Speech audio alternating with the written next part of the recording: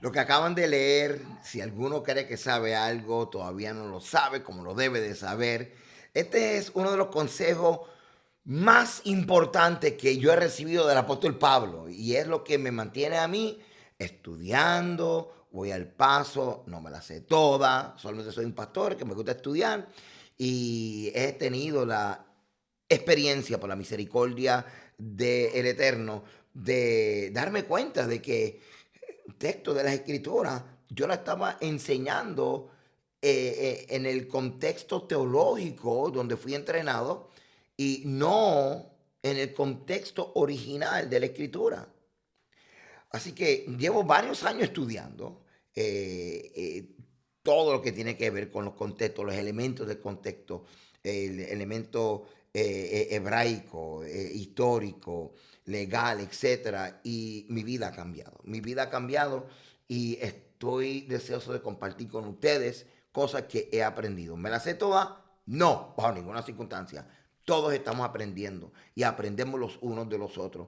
Y y que podamos compartir con respeto, considerando de que no se trata de nosotros, estamos hablando de la palabra del Eterno, que muchas veces está escondida y diluida a través de capas de traducciones. Cuando abrimos la Biblia, eso es lo que está ocurriendo, pero ¿cuántos otros filtros que no nos ayudan, que tenemos en nuestra mente como ideas preconcebidas, etcétera? Así que esto hay que, con mucha humildad, con mucha responsabilidad, nosotros enfocarnos, estudiar y buscar que nos ayuden a entender las escrituras. Aquí estamos con este único tema súper interesante, el poder de mover montañas. ¿Dice realmente la Biblia que podemos recibir todo lo que creemos y declaramos? Espero poderte ayudar un poco con esta enseñanza. Comencemos.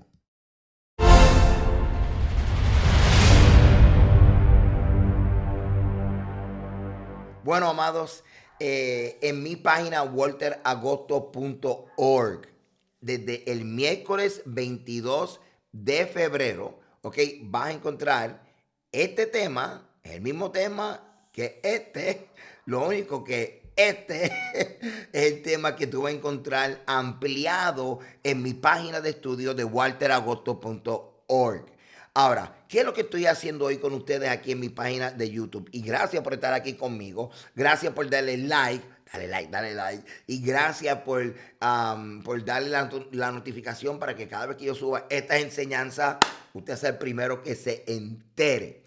Lo que voy a traerles es una pequeña introducción, un resumen acerca del tema, quizás suficiente información para tú entender el punto que estoy trayendo a tu consideración y que podamos estudiar juntos. Pero la enseñanza completa, con todos los detalles, lo vas a encontrar en mi página walteragosto.org. Usted se suscribe a la página, hay una sección que es completamente gratis, simplemente creas una cuenta y entras y hay un montón de estudios que usted puede ver y darle para atrás el video una y otra vez. También está la opción para tú suscribirte y bajar en formato PDF toda la información que estoy compartiendo en cada una de las enseñanzas y así me ayuda a mí a seguir hacia adelante con este ministerio de enseñanza, invertir en libros y la página y todas estas cosas. Así que vamos rápidamente porque quiero compartir con ustedes el poder de mover las montañas. Dice realmente la Biblia que podemos recibir lo que creemos y declaramos. Vamos a Marcos capítulo 11, versos 23 y 24, que es el verso base que muchas veces se utiliza cuando se enseña el concepto de la declaración o la confesión positiva del Señor con la intención de recibir lo que se está diciendo o lo que se está confesando. Es un concepto que se enseña en los púlpitos, en los sectores evangélicos, cristianos, religiosos, pero también no deja de ser también un principio que se enseña aún en el mundo secular. Porque de cierto os digo que cualquiera que dijere este monte y quítate y échate en el mar y no dudar en su corazón, sino creyere que será hecho lo que dice, lo que diga le será hecho. Por tanto os digo que todo lo que pidieres orando, creed que lo recibiréis, os vendrá. Ahora, ¿Cuál es el enfoque de Marco? Bueno, el enfoque de Marco aquí es el llamado a confiar en Dios. El contexto de las palabras que encontramos en el verso 23 que dice y diga, si no creyere que será lo que dice, lo que diga. Esas dos palabras, dice y diga, significan, otra forma de decir, orar. Oración, no está hablando acerca de declarar, de confesar, porque es un concepto secular, místico también, que se ha incluido en las interpretaciones por no ir a la profundidad de la raíz del contexto de lo que este evangelio de Marcos está realmente diciendo. Literalmente, hermano, el contexto literal lo confirmamos en el verso 24 y después en el verso 25, como lo vamos a ver, es la oración. Por tanto, digo que todo lo que pidieres orando. Así que cuando dice y diga, estamos hablando de todo será hecho lo que ores, lo que hayas orado te será hecho, ¿ok? Así que ese es el contexto, pero vamos a confirmarlo más todavía de qué se trata este capítulo 11 para poder llegar a la conclusión de lo que realmente está diciendo Yeshua. Ampliamos en la ventana del contexto literal hasta el verso 22 y extendemos hasta el verso 26. Respondiendo Jesús le dijo, tener fe en Dios. Y esto es importante, voy a tener que parar aquí un momento. Porque el concepto fe que nosotros encontramos en nuestras Biblias no es exactamente el concepto hebraico que se debe de estar comunicando. La transmisión del concepto fe ha sido distorsionado y diluido por causa de las traducciones que ocurrió para el año 250 antes de Cristo hasta principios del siglo, donde en la dinastía Ptolomeo II en Alejandría, todo este mundo desde Babilonia hasta Alejandría, hasta Jerusalén, lo que yo llamo ese triángulo de antiguo Medio Oriente o de Canaán de Israel, sufrió la invasión y la conquista helénica, del movimiento helénico comandado por Alejandro Magno. Pero en Egipto había una ciudad, Alejandría, culturalmente herméticamente cerrada, donde ninguna influencia egipcia entró, sino todo lo contrario. Había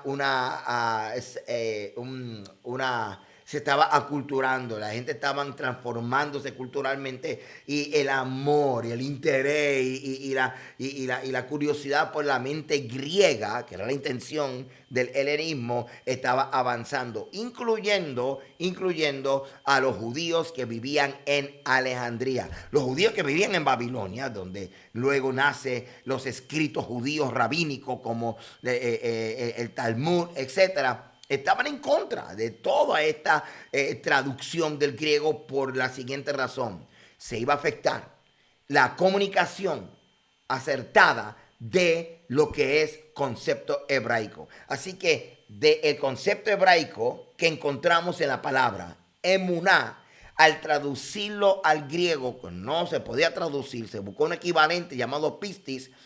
El concepto de fidelidad se quedó en el texto hebreo, se perdió. Y ahora en el español, tú y yo lo que leemos fe es creer. Y ese no es el concepto que se debe de transmitir a partir del hebreo. El concepto que se debe transmitir a partir del hebreo mínimo es fidelidad, estabilidad, firmeza, etc. Ahora, habiendo dicho eso, cuando nosotros vemos aquí el texto, hermano, esto es bien importante. Cuando dice tener fe en Dios, lo que está diciendo es confiemos en la fidelidad de Dios. ¿Ok? Habiendo dicho eso, continuamos. Respondiendo, Jesús les dijo, tener confianza en la fidelidad de Dios, porque de cierto os digo que cualquiera que dijere a este monte, quítate y échate en el mar, y no dudar en su corazón, sino creyere que será hecho lo que diga le será hecho. Por tanto digo que todo lo que pidiereis orando, creed que lo recibiréis y os vendrá. Y cuando estéis orando, viste, el verso 25 lo enfatiza otra vez, que el contexto es oración, no declaración. Cuando estés orando, perdonar y así sucesivamente. Todo tiene que ver, hermano, con oración. Ahora bien, esto es bien importante, hermano. Cuando Yeshua se refiere a este monte, ¿de qué está hablando? Bueno, estamos viendo que, número uno, el monte se ha utilizado en una forma figurativa, ¿verdad? Para representar problemas o adversidades, y eso está muy bien porque, de hecho, los rabinos así también lo enseñaban que el texto cuando habla acerca de una montaña es una hipérbole, ¿verdad? Donde se establece la insuficiencia del hombre, donde el hombre necesita ayuda, ¿ok? Así que está bien si usted ha utilizado este texto para entonces enseñar de que lo que significa es algo difícil, pues no hay ningún problema porque está bien, está bien. Pero aquí hay algo más que quiero que usted vea rápidamente y simplemente el texto sin mucho esfuerzo lo pone claro. Cuando extendemos aún más la ventana del contexto, Marcos 11:12 nos habla acerca, y resumiendo, el momento en que Yeshua se acerca a una higuera que tenía ojos pero no tenía fruto. ¿Y qué hizo él? Pues la maldijo. ¿Se acuerdan? La famosa porción bíblica que habla acerca de la maldición de la higuera. ¿Ok? Pero el verso 15, no te olvides de lo de la maldición de la higuera, pero el verso 15 dice, ¿dónde estaba Yeshua cuando está hablando esto que encontramos en Marcos 11:22? Él está frente al templo. Él está frente al templo, entrando Jesús en el templo.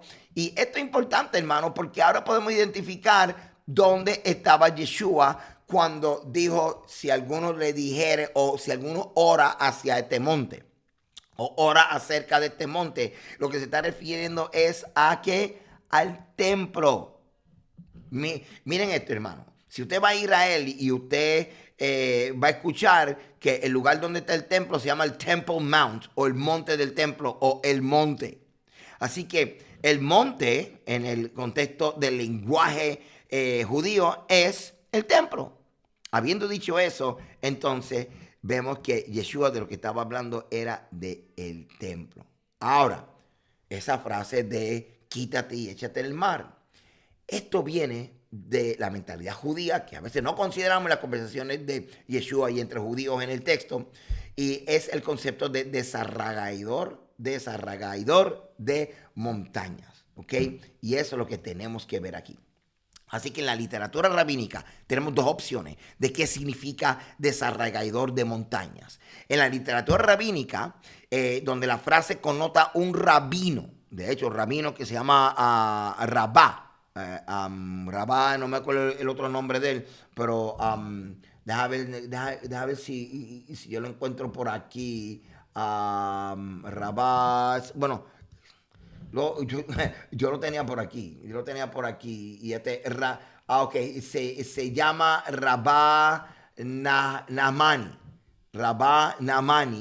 y que nació en el 270 y muere en el 330 de la era común. Ahora, esto es interesante, hermano, que lo consideremos, que aunque se está refiriendo aquí a un rabino que se le dio este título del desarraigador de la montaña, y esto fue siglos después de Yeshua, no podemos pasar por alto que entonces esta frase era conocido en el mundo judío entre maestros, ¿ok? Así que, habiendo dicho eso, seguimos aquí. Así que el desarraigador de montaña o el que mueve montaña es alguien que sabe explicar fácilmente un texto difícil, ¿ok?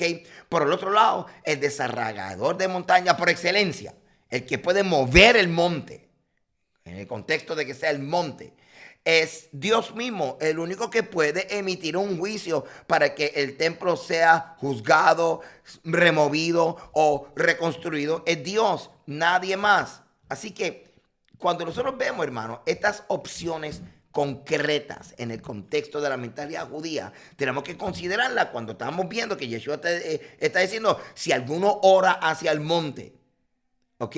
Orando para que se quite. Desarraigador de montaña, una de dos cosas. O está hablando de un texto difícil que alguien sabe explicar fácilmente, o está hablando acerca del templo y el juicio que vendría sobre el templo. Hermano, como ocurrió con la invasión de los babilonios, y que volvió a ocurrir en el año 70, que es lo que históricamente es el tiempo y espacio de la palabra de Yeshua. Seguimos aquí, hermano, seguimos aquí, ¿ok? Así que de eso es que se trata, y esto es lo que vamos a utilizar para entender el texto. Estamos hablando de que estas frases que contienen un pensamiento legal, se llaman aforismos alágicos o frases alágicos, que de hecho este rabino que acabo de mencionar, Rabá, era muy famoso por estas frases, ¿ok? Y simplemente para que sepas de dónde lo estoy sacando, hermano, que esto no está en el aire. Sanedrín, esto está, ok, esto es ya material del Talmud o la Mishnah. Sanedrín 24a, claro, aquí está en inglés, pero dice que cuando están estudiando la escritura y tratando de quitarle la dificultad al texto, lo que estamos viendo es como alguien que está arrancando la montaña de raíz. He is uprooting the highest mountains and grinding them together. Aquí en español lo que quiere decir es que cuando están en una sala de estudio es como si estuvieras desarraigando montañas y moliéndolos entre sí. ¿Ves? Arrancando las montañas más altas y moliéndolos entre sí. Así que, hermano, tenemos que entender que el pensamiento judío de desarraigador, de mover montaña, incluye, número uno, algo difícil para el hombre, no es imposible para Dios. Ok.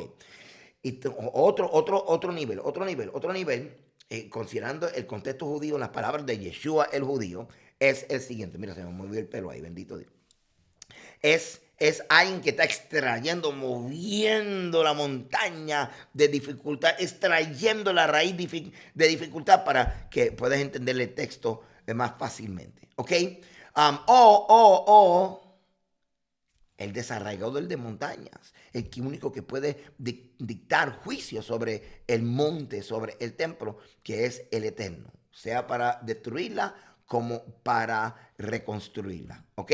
¿Estamos ahí? ¿Lo están viendo, hermano? Ok. Ahora, cuando nosotros ampliamos la ventana de Marcos 11 para entender de qué se trata, cuál es el contexto de esta conversación, de esta palabra de Yeshua, tenemos que identificar ciertos temas, ciertas cosas que están ocurriendo en Marcos 11. Y te voy a decir por qué tenemos que identificarlas. Ok, primero en el texto él está hablando de la maldición de la higuera estéril. ¿Se acuerdan de los higos? Ok, luego la purificación del templo, que incluye sacar a los cambistas y reprender a los que estaban vendiendo allí en el templo, cuando le decía, ustedes te están convirtiendo en mi casa, la casa de mi padre, que es llamada para ser casa de oración. Él está citando Isaías 56:7. Y lo han convertido en cueva de ladrones. Esto es importante, ok, por lo que Yeshua está diciendo. Y vuelvo y te digo, la higuera maldecida seca, donde Pedro le pregunta y Yeshua le dice, bueno, si tú oras alineado con la voluntad del Padre, todo será hecho. ¿De qué estamos hablando, hermano? Acabamos de identificar que en el contexto de la palabra de Marcos 11:23 encontramos una conexión, lo que en las reglas de estudio exegético o hermenéutica judía se llama remés, que es tú estás leyendo un texto en un lugar y tienes que ir para atrás a hacer la conexión o entender el contexto. El contexto, jóvenes, de Marcos 11. El contexto de Marcos 11 para entender la palabra de Yeshua acerca del monte, acerca de todo lo que tú digas creyendo. Todo el contexto es una profecía de Jeremías. Gracias. Acuérdate, hermano, no te puedo dar todos los detalles, pero por lo menos lo suficiente para que entiendas algo. Y aquí, en mi página, walteragosto.org, es que traigo todo el mensaje con todos los detalles ¡pum!, donde vamos a aprender juntos muchísimo. Pero déjame darte esta última información para terminar. Jeremías 7, 3 al 4. Así ha dicho el Eterno, Dios de Israel: mejorad vuestros caminos, vuestra obra, y os haré morar en este lugar. No fiéis en palabras de mentiras diciendo templo de Yahweh, o templo de Elohim, templo de Adonai, templo de Hashem, es este. ¿Ve? Ok, mira esto. Él está diciendo, mire, ya yo estoy profiriendo un juicio. No estén como que celebrando la cuestión del templo, porque ustedes tienen que mejorar sus caminos. Por ustedes no tener los caminos correctos es que va a venir el juicio. Mira, Jeremías 8. Se han avergonzado de haber hecho abominación. ¿Ve? Él está acusando a los judíos por haber dejado los caminos. Ciertamente no se han avergonzado en lo más mínimo, ni supieron avergonzarse. Caerán, por tanto, entre los que caigan. Cuando los castigue, caerán, dice Yahweh. ¿Ve? Está hablando acerca de un juicio. Verso 13, miren esto: los cortaré del todo, dice Yahweh, o Adonai. No quedarán uvas en la vid, ni higos en la higuera, y se caerá la hoja, y lo que les he dado pasará de ellos. Jóvenes, ¿de qué habló Yeshua en Marcos 11? De esto mismo, la maldición de la higuera. Seguimos. Ahora vamos a Jeremías 8. Estamos en el 7. Ahora vamos al 8. Mira lo que dice aquí. Dice: he aquí, vosotros confiáis en palabras de mentira que no aprovechan, hurtando, matando, adulterando, jurando en falso e incensando, o sea, quemando incienso a Baal y andando tras dioses extraños que no conociste. Vendréis y os pondréis delante de mí en esta casa sobre la cual he invocado mi nombre, y diréis: librados somos para seguir haciendo todas estas abominaciones. Miren esto, miren, esta es la acusación, es porque ellos se fueron de los caminos. ¿Ok? Y el Eterno está diciendo: ¿qué le pasa a ustedes? Ustedes no pongan cara de extraño de por qué viene el juicio, porque ustedes saben por qué. Y mira lo que dice acerca de la casa del Eterno, que hacen las cosas en la calle, roban, mienten y después se esconden en la casa. Verso 11, mira lo que dice: ¿es cueva de ladrones? Wow. Delante de vuestros ojos, esta casa sobre la cual he invocado mi nombre. ¿Usted está viendo esto? ¿Quién habló de cueva de ladrones? Yeshua. ¿Dónde? En Marcos 11. O sea, el contexto de Marcos 11 es Jeremías. ¿En serio? Sí. Andad ahora a mi lugar en Silo, donde hice morar mi nombre en el principio. Y sigue hablando acerca del tabernáculo. Sigue hablando acerca de que era el lugar donde él estableció para su presencia. Sigue, pero entonces mira lo que dice, verso 13. Ahora pues, por cuanto vosotros habéis hecho todas estas cosas, dice Yahweh, y aunque os hable desde temprano y sin cesar, no oíste, y os llamé, no respondiste, haré también a esta casa sobre la cual he invocado mi nombre, en la que vosotros confiáis, a este lugar que di a vosotros, a vuestros padres, como dicen Silo, os echaré de mi presencia, o como eché a todos vuestros hermanos y toda generación de Efraín. Tú pues, miren esto, no ores por este pueblo, ni levantes por ellos clamor, ni oración, ni ruegues, porque no te oiré. ¿Qué es lo que le está diciendo? Mira, ya yo emití juicio sobre el pueblo. No ores, los babilonios se lo van a llevar.